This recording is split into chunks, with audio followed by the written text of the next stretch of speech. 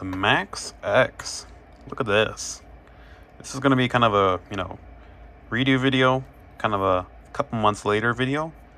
The last one you did, which I think, I think I did it okay at. Wasn't anything special, but let's get straight into this.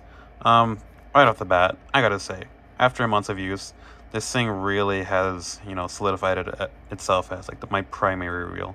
I'm not really using anything else now. I mean, truthfully, in a value terms, this might be the best value reel to get. And if you're just looking for a short answer within the first minute, buy this reel.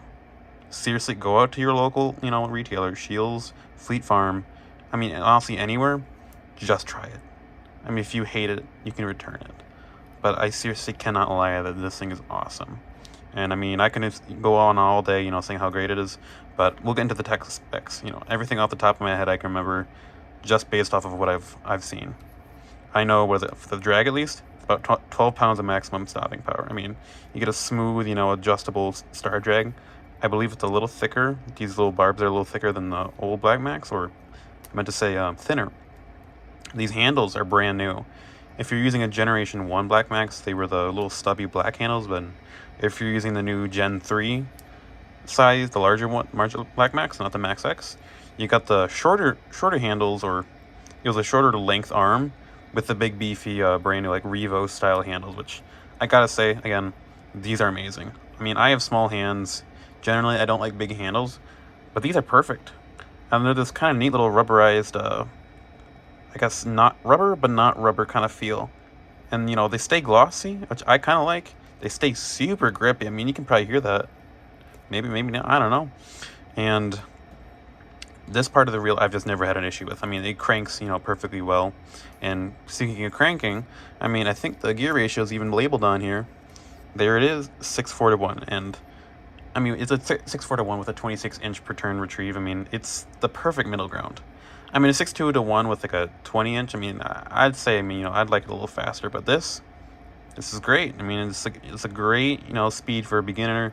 It's good for Texas rigging if you want to let it soak there. And, it's equally almost perfect for crankbaits.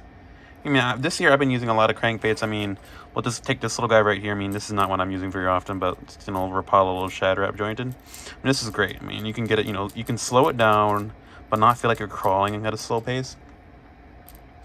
And you can just really, I just say, it makes cranking less of a boring hassle. It doesn't feel like you're just ripping it through the water with like a super high-speed reel, and it doesn't feel like you're just dredging it along with like, a 5 to 1, 4.8 to 1.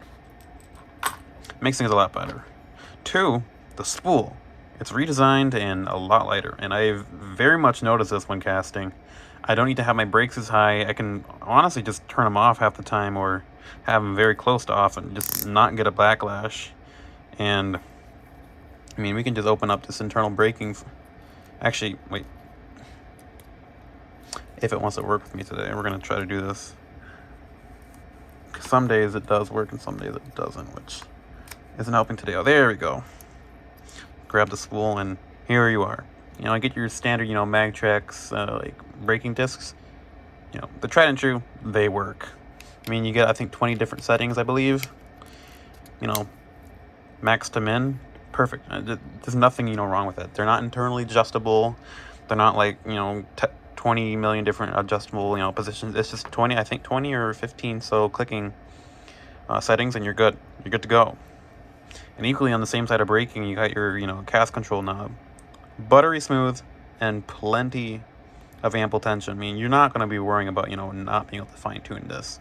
You can very much get this reel tuned in, just, backlash or not backlash, and enjoy a day on the water. Another couple things I guess we could note on is just, gearings, I think a little bit brand new. Same 5 ball bearings. Same reel foot, nothing different with that. But, I mean, as you can tell throughout the video, they changed up the aesthetics. The majority of the reel, I think, used to be matte, and then the little bits used to be gloss. So we got, or I take that back the other way around, scratch that. So on this new one, now we have mostly matte, and hints of gloss, and a little bit more red on this. So aesthetically, I love it. It looks great on my other reels and other rods, which we can do this on another video. So yeah, I gotta say, there's not a lot to this video because it's just really a couple months later. It's a good reel.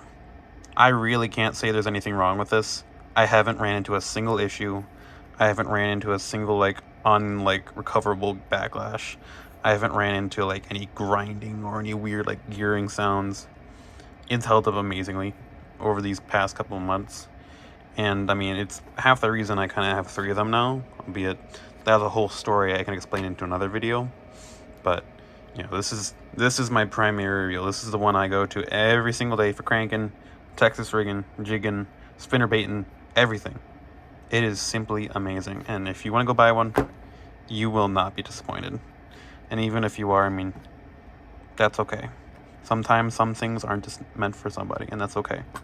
So I hope you enjoyed this another, short little video, about 5 minutes long, I think.